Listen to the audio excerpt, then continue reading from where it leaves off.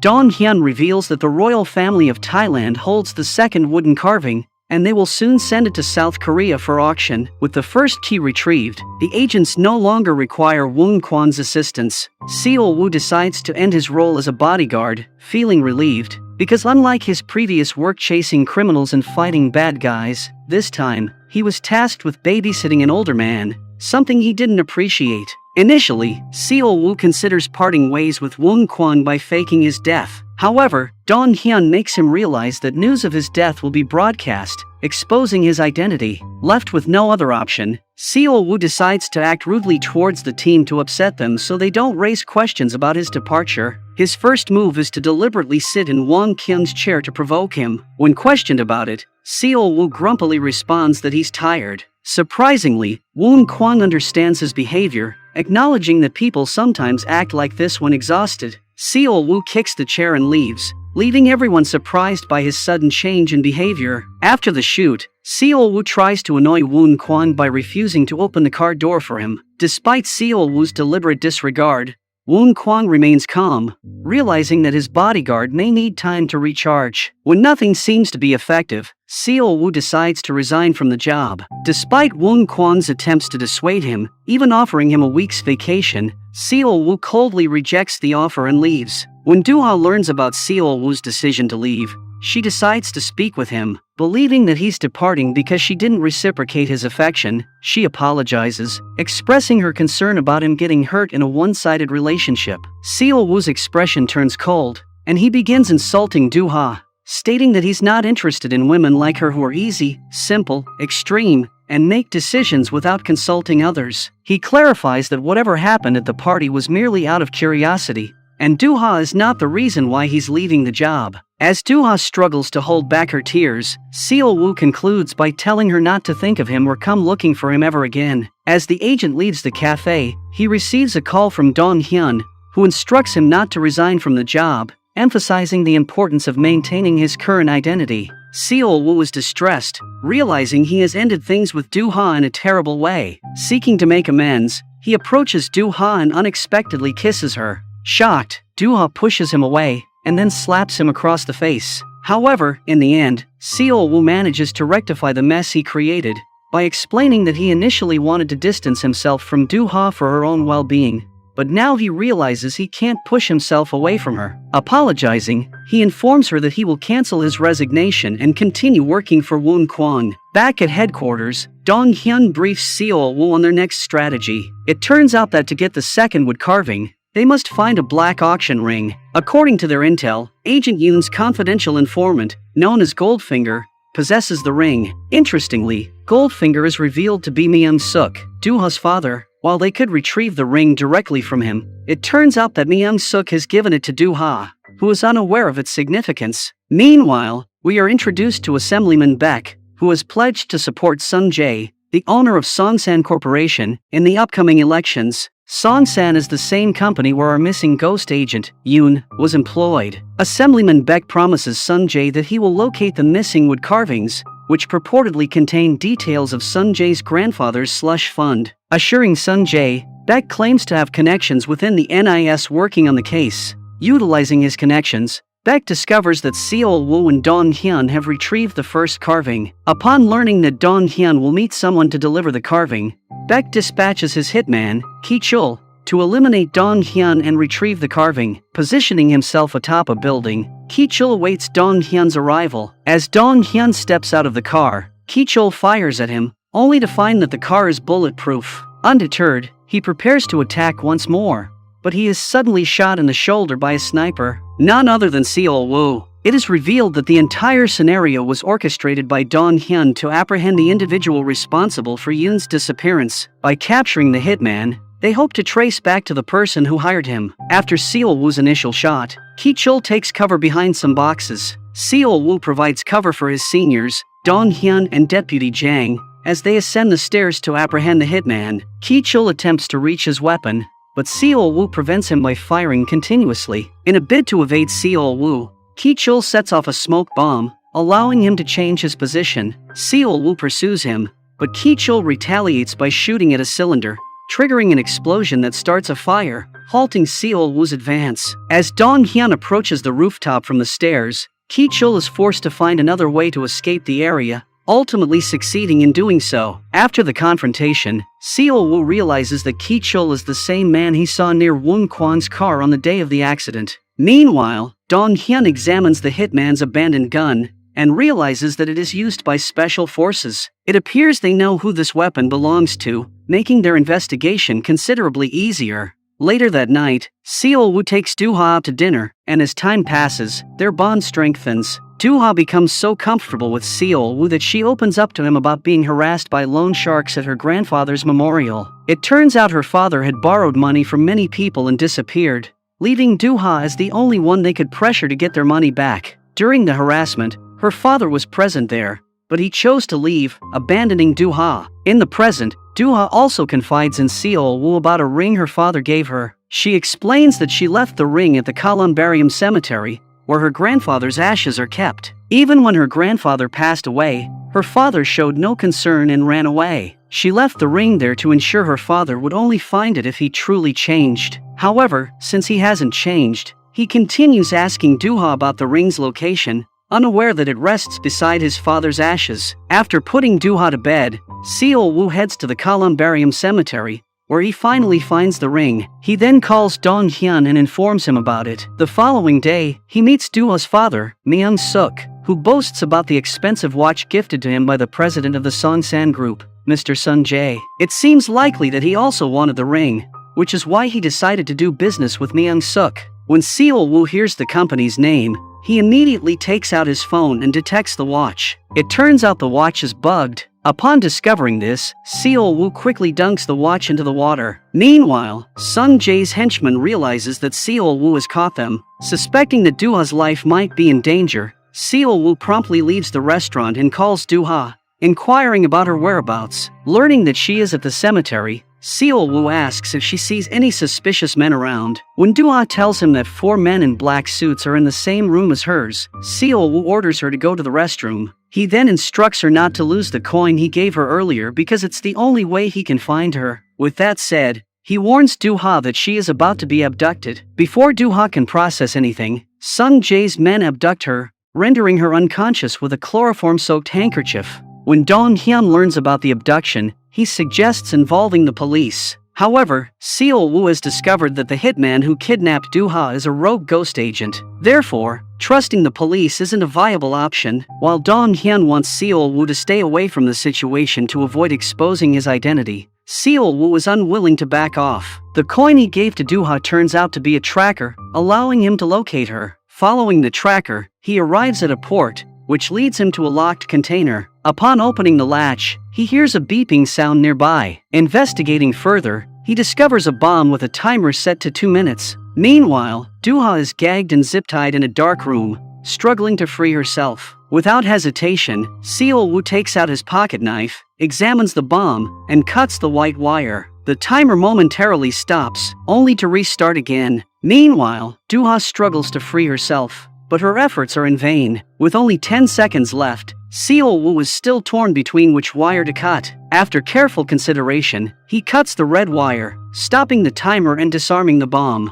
As Seol-woo enters the container, he finds no one but a laptop live-streaming Do-ha from another location. Next to the laptop, he discovers the coin tracker, indicating that the abductors set a trap for him. Just then, Seol-woo receives a call from Ki-chul, who threatens to kill Do-ha if Seol-woo fails to deliver the wood carving in the ring. Infuriated, Seol-woo shoots the laptop multiple times, venting out his frustration. At that moment, the SWAT team arrives, pointing their guns at Seol-woo, mistaking him for the abductor. Before they can fire, Dong Hyun arrives just in time, informing them that Seol-woo is one of them. As the SWAT team secures the premises, Seol-woo discreetly retrieves a part of the bomb to gather more information about it. Without wasting time, he reaches out to an old friend and asks about the bomb. Upon seeing the small cylindrical object, the man informs Seol-woo that Russia's first counterterrorism unit, the Alpha Group, uses such devices. He believes this type of weapon can only be sold by one person, a former master sergeant named Choi. Although the sergeant is no longer active,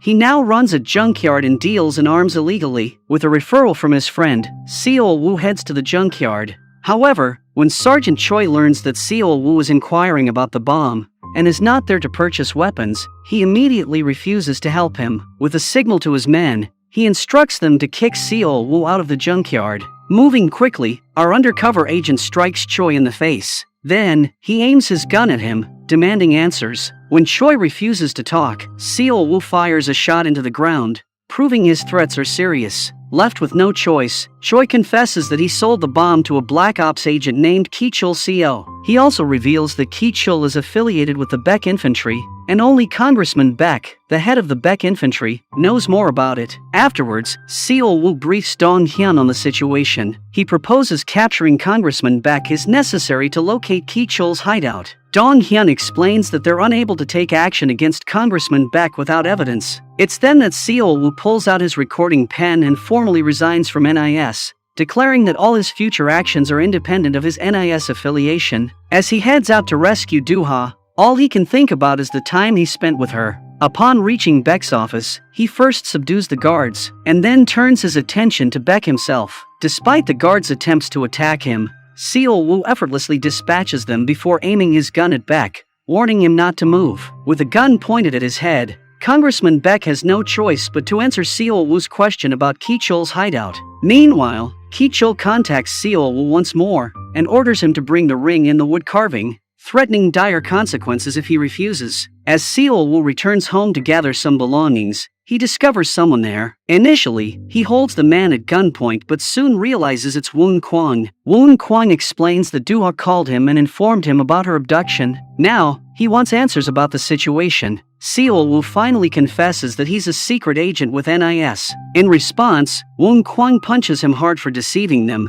then focuses on rescuing Do-ha. He suggests involving other agents, but Seol Woo refuses, saying they can't trust NIS. Determined to rescue Do-ha alone, Seol Woo declines, but Woon Kwang insists on accompanying him. He reveals his expertise as a reconnaissance sergeant with 8 degrees in martial arts, offering to aid Seol Woo in the rescue mission. Without delay, the duo reaches the hideout. Seol Woo deploys a bug camera from the van, providing them with the location of the man and Do-ha. While Seol Woo focuses on rescuing Do-ha, Woon Kwang takes on the man at the front gate to stall them. Initially, he pretends to negotiate the exchange of the ring and wood carving for Do-ha. To buy time, he hands over the ring first, insisting on seeing Do-ha before proceeding. Then, he surprises the goons by using pepper spray to blind them, before seizing the ring. A scuffle ensues, with Woon Kwang demonstrating some combat skills. Meanwhile, Seol Woo smashes a window and enters the hideout heroically. A shootout erupts between Seol Woo and Ki-chul,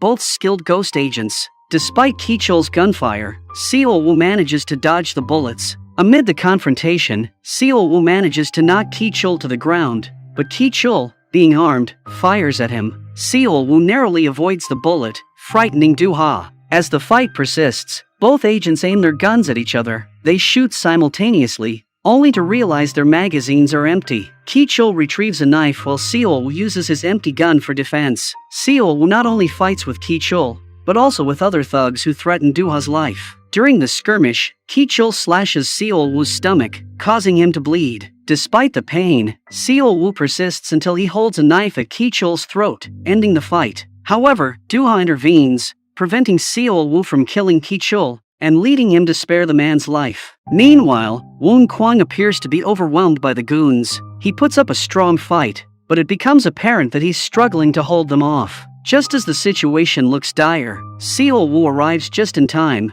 taking down the men and rescuing Woon Kwang. Together, they collaborate to subdue the goons until the SWAT team arrives. The goons are apprehended, and Do-ha is rescued. As Woon Kwang releases Do-ha, she locks eyes with Seol Woo, and they share a meaningful moment. Woon Kwang is hospitalized, where Dong Hyun requests him to sign a confidential agreement. He explains that the day's events are tied to national security, making it top secret and not to be disclosed to outsiders. Woon Kwang agrees and signs it, but Do-ha refuses, insisting on hearing directly from Seol Woo. Dong Hyun arranges a meeting between them. When Do-ha demands answers, Seol Woo apologizes for involving her. He reveals his true identity as a secret agent with NIS, explaining that being her bodyguard was part of his mission. With the mission aborted, he plans to resign. Confused and hurt, Do-ha questions if their moments together were all a lie. Seol Woo only responds that Do-ha is the most dangerous person to him. Despite struggling to accept the truth, Do-ha signs the agreement, asking Seol Woo to talk to her again when he's clearer. It's evident that both Seol Woo and Do-ha find it hard to reconcile the truth with the beautiful memories they shared. The next day, Do-ha goes to Seol Woo's residence, but finds it deserted. Seol Woo had asked Dong-hyun to handle the first floor since it was exposed. Unaware that Seol Woo's office is in the basement, she tries calling him, but he doesn't answer. Overcome with emotion, Do-ha breaks down in tears. Meanwhile, Seol Woo watches her on the CCTV camera, clearly affected by her distress. He turns off the monitor and focuses solely on his black auction mission. Later that day, he goes to the airport to meet a woman who refers to him as Agent K. They share a brief embrace before preparing to carry out their mission together. Later that night, Dong-hyun rebukes Seol Woo for taking matters into his own hands during Do-ha's rescue. He believes they're in serious trouble now that the NIS knows about Seol Woo's cover. However, Seol Woo argues that everything went smoothly since the civilians were saved, and the ring and wooden carving were unharmed. Meanwhile, with Ki-chul in custody, Sung-ji decides to distance himself from him, a decision supported by Congressman Baek. Sung-ji plans to employ his grandfather's strategy to resolve the situation. Although Baek worries about the company's reputation, Sung-ji proposes a solution. Baek must become mayor and president to restore their position. The next development unfolds rapidly. Department head Jang is abruptly dismissed, with his special activities fund frozen, while Dong-hyun is arrested for corruption and abuse of authority. Simultaneously, Do-ha's father, Mr. Myung-suk, is taken into custody for the murder of Black Ops agent Robert Yoon, who was investigating Songsan's corporation. It's evident that Assemblyman Baek orchestrated these events. Meanwhile, Ki-chul is escorted to his cell by 2 police officers. However, when the elevator doors reopen, staff members are stunned to find the officers unconscious and Ki-chul missing. With department head Jang stripped of his authority, he doesn't have the $5 million required by Seol Woo. This money is needed to gain entry to the Asian Investment Forum, where the second wood carving is up for auction. When Seol Woo inquires about the black auction mission, department head Jang admits they need to wait, much to Seol Woo's dissatisfaction. With the deadline approaching, Seol Woo seeks assistance from Woon Kwon. He requests the $5 million necessary to enter the Asia Investment Forum. Seol Woo explains that if the black auction mission is successful, they can use the proceeds to prove Do-ha's father's innocence and secure his release. Initially taken aback by the substantial amount, Woon Kwon ultimately agrees to help Seol Woo, driven by the desire to aid Do-ha's father. Recognizing the need for collateral from Seol Woo in exchange for the money, Do-ha presents him with a handwritten contract. In the agreement, Seol Woo commits to returning to his guard Kim identity and safeguarding Woon Kwon from harm. Additionally, if Seol Woo vanishes as he did previously, Do-ha reserves the right to post his photo online and expose his true identity to the world. On the day of the event, an elderly man accompanied by the same woman Seol Woo was seen with earlier arrives at the venue. They meet Chairman Yamato, who owns a rival company of Songsan's, and is sent by Sung Jae to purchase the wooden carving. The pair proceeds to the reception area, where the black auction ring is scanned, and the elderly man is provided with a black auction box and keys to their suite. Upon reaching the hotel room, the elderly man removes his mask, revealing Seol Woo underneath. Thanks to Seol Woo's efforts in securing entry to the Asian Investment Forum, Woon Kwon is able to participate in the bidding for the wood carving. Finally, the wood carving is up for bidding. Despite continuous counter-offers from Chairman Yamato, Woon Kwon ultimately places the final bid of 1 billion won. However, it becomes evident that he doesn't have more than that amount. To prevent Chairman Yamato from making another counteroffer, Do-ha approaches his table, holding a small device capable of instantly freezing all electronics within a 1-meter radius. She buys herself some time by inquiring about the ongoing bidding. When the guards attempt to escort her back to her seat, Do-ha grasps the table tightly and activates the device, freezing Chairman Yamato's tablet. With the distraction in place, Woon Kwon makes the final bid and secures ownership of the wood carving. However, unlike Seol Woo,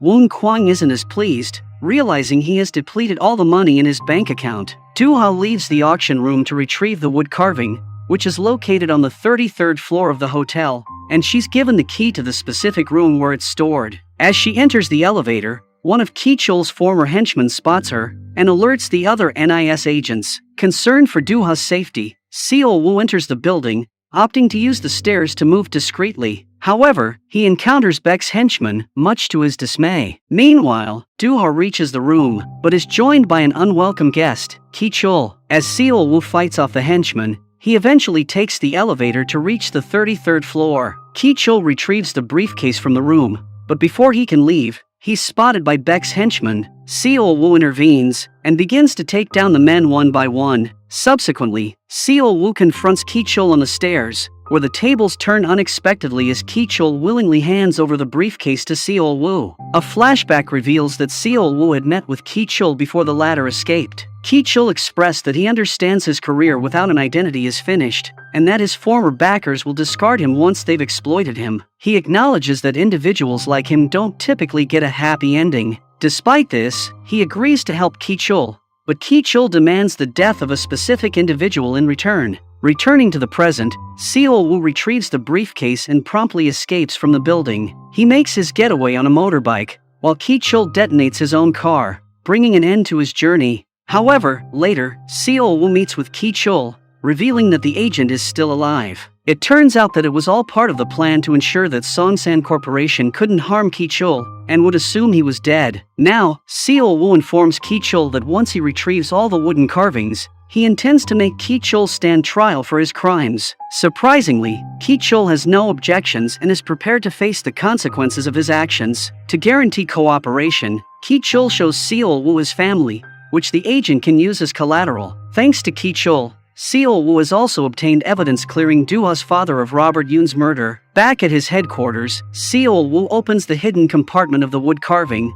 and retrieves the second key. Woon Kwang nearly has a heart attack upon seeing the artifact broken, knowing he had spent all his savings on it. With both keys retrieved, Seol-woo hands the artifacts to Woon Kwang so he can sell them to recoup his $4 million out of $5 million. Seol-woo updates department head Jang on the deal he struck with Ki-chul, and provides evidence of Agent Yoon's killer. When Seol-woo inquires about the status of the third wood carving, he's surprised to learn that the NIS director is handling it. Later, while reviewing the CCTV footage of Agent Yoon's murder, Seol-woo notices that Agent Yoon was placing a book on the shelf when he was attacked. Investigating further, he finds a book with blank pages, and realizes it's more significant than it appears. Meanwhile, NIS agent Jae Hyuk Choi visits Woon Kwang to inquire about Seol-woo, who is now considered a terrorist after being seen leaving the premises just before the explosion. Initially drowsy, Woon Kwang is on the verge of revealing Seol-woo's location. However, Doo-ha wakes him,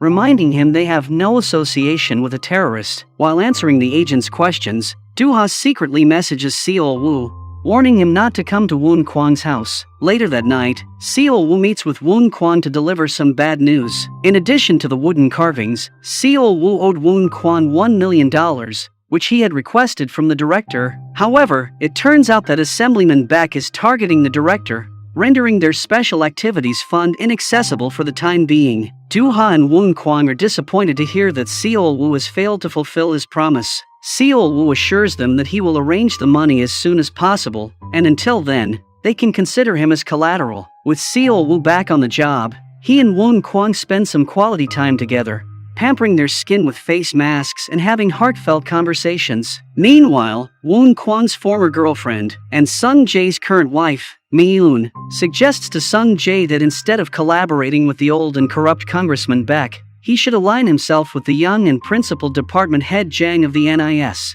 Sung Jae dismisses the idea, stating that Jang wouldn't cooperate with him. Mi-eun proposes that Sung Jae offer Jang what he desires. When asked for elaboration, Mi-eun suggests that Sung Jae empower Jang to dismantle Congressman Beck and Beck Infantry. Sung Jae embraces the idea, and promptly arranges a meeting with department head Jang. Initially, Mr. Jang hesitates to accept the offer, but he eventually informs Sung Jae that he's seriously considering it. He confirms that Sung Jae will deliver Congressman Beck and the Beck Infantry to him, in exchange for the 2 keys from the wood carvings. Additionally, they'll need to secure the third wood carving to finalize the transaction. As a result of the deal, Mr. Jang obtains photographs of Mr. Beck with Ki-chul, the rogue ghost agent involved in numerous criminal activities. Despite being cornered, Mr. Beck confidently asserts to Mr. Jang that no one can bring him down. On the other hand, Seol Woo utilizes chemicals to make the writings on the blank book visible. The pages reveal a series of numbers that resemble dates.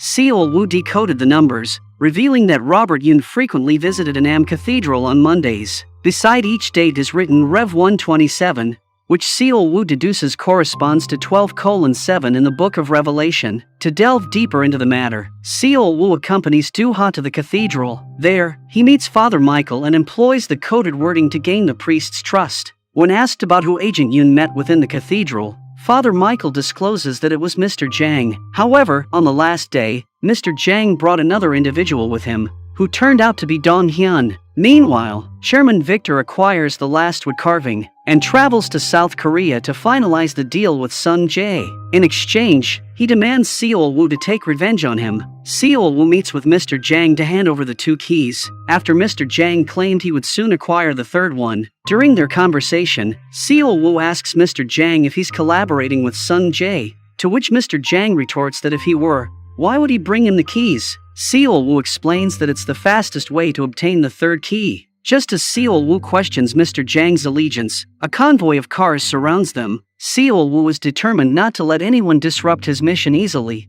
but Mr. Jang shoots him in the stomach. As a result, Seol Woo falls into the river, bleeding heavily from his wound. The fond memories of Do-ha drive Seol Woo to fight for his life, and he opens his eyes, swimming to the shore. Seeking aid for his wound, he turns to Ki-chul and asks for assistance. Ki-chul questions why Seol Woo trusts him, as he could easily kill Seol Woo and be free. Seol Woo explains that he cannot do this, as he seeks revenge on his handlers who abandoned him in prison. As Ki-chul removes the bullet, he reveals that it missed any vital organs or bones, making the injury easy to treat. Seol Woo realizes that it wasn't just luck. Mr. Jang deliberately shot him away from vital areas, indicating that he didn't want Seol Woo dead but rather wanted him to vanish. Meanwhile, Chairman Victor and Sun Jae receive a call from their henchmen, informing them of Seol Woo's supposed murder. Both are pleased to hear the news. According to the deal, Dong Hyun is released from jail. When he inquires about the wood carving mission,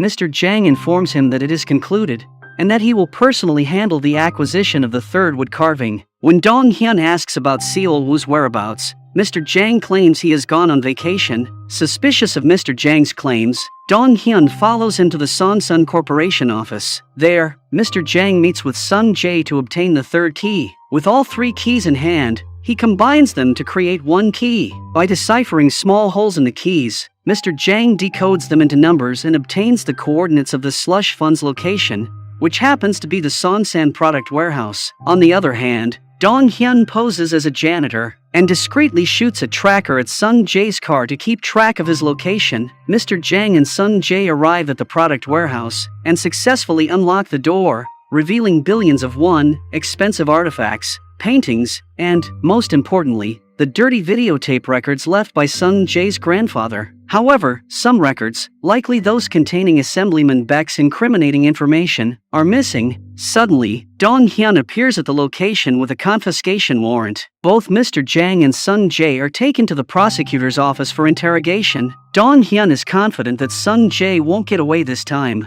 However, his wife proves him wrong by presenting a project plan between the NIS and Sonsun Corporation. She reveals that Sonsun was supposed to provide the NIS with tapes related to the slush fund that Chairman Mo set up, and the slush fund was intended to be donated to society. Her evidence from the project plan successfully refutes the accusations, leaving Dong Hyun with no choice but to dismiss the case. On the other hand, Seol Woo returns to his not-so-secret hideout, where Do-ha takes care of him. While rereading the book left by Agent Yoon, Seol Woo discovers another clue which reads, "If it is in the Lord's will, he will lead you to the right path." The path is in the Word. Realizing that the next clue regarding the tapes of Congressman Beck might be in the slush fund storage room, Seol Woo visits the location with Dong Hyun and begins searching through the items. There, he comes across a painting that accurately depicts the Bible verse found in Yoon's book. Seol Woo cuts the sides of the painting and removes the canvas, revealing a floor plan of the Sonsun office. The VIP lounge on the 58th floor stands out,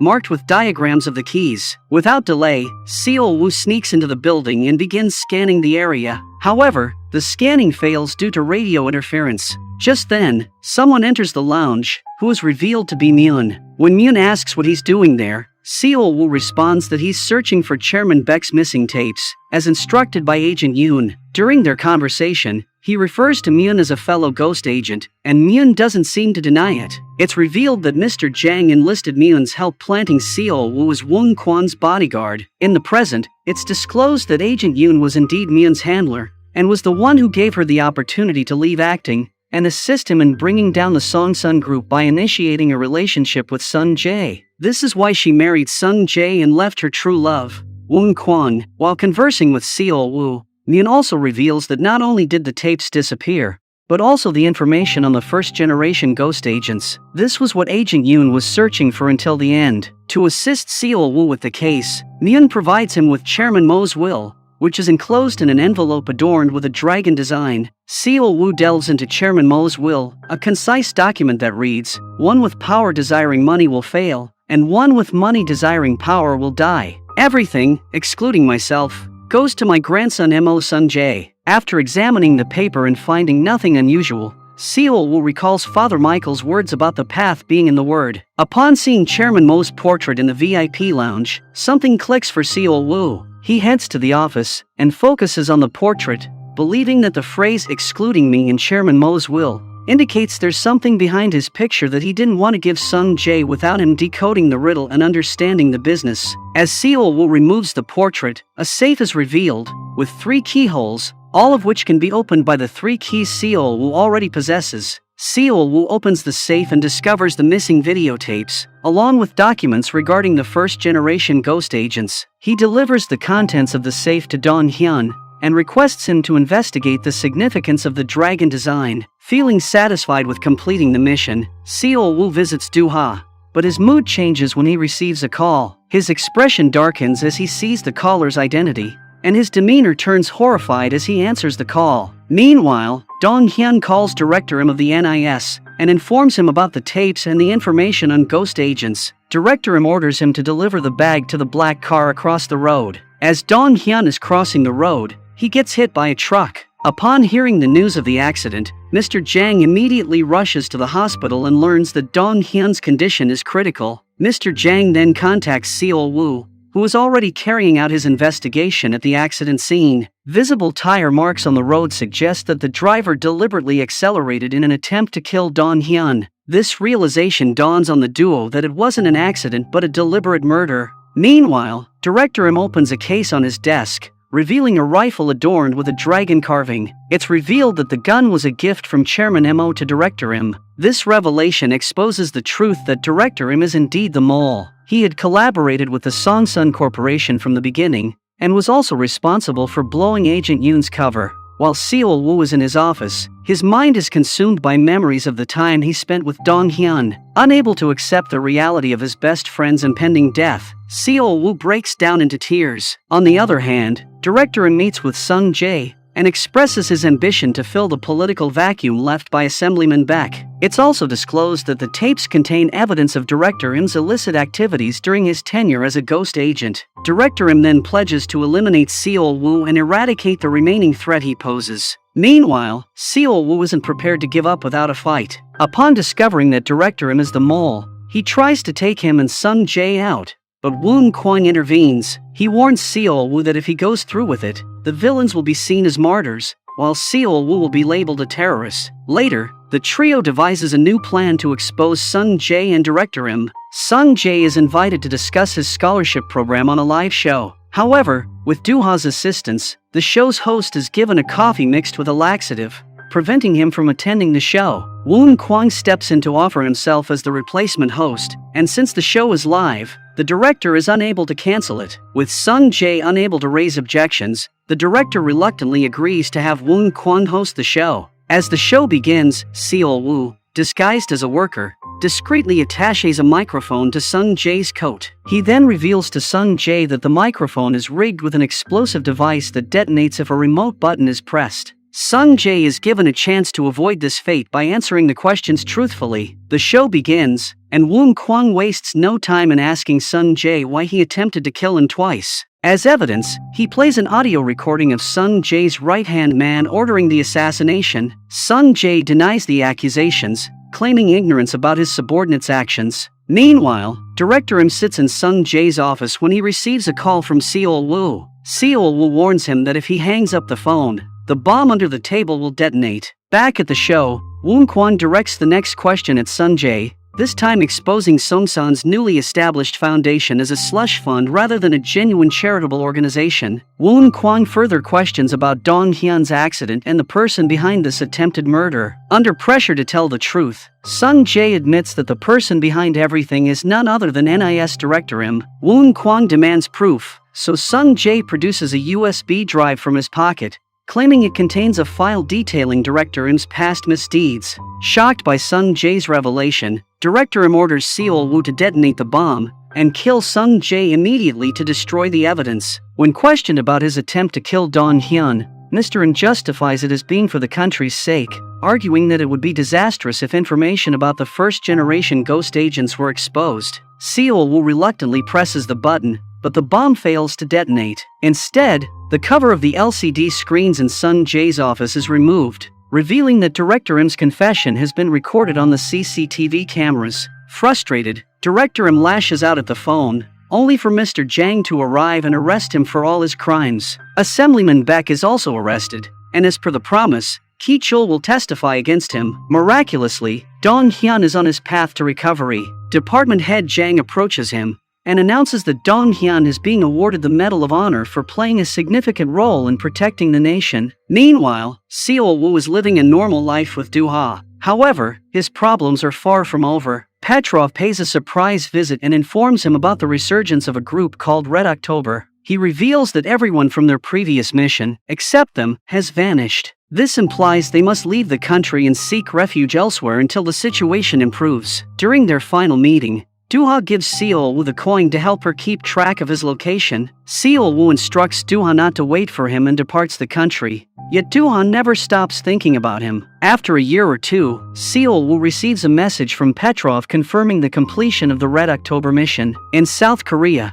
Do-ha checks Seol Woo's location on her phone, when the blinking red light suddenly disappears. Initially worried, she soon realizes that it might mean Seol Woo was returning. As the series ends, Woon Kwon gets a new bodyguard, but he isn't pleased about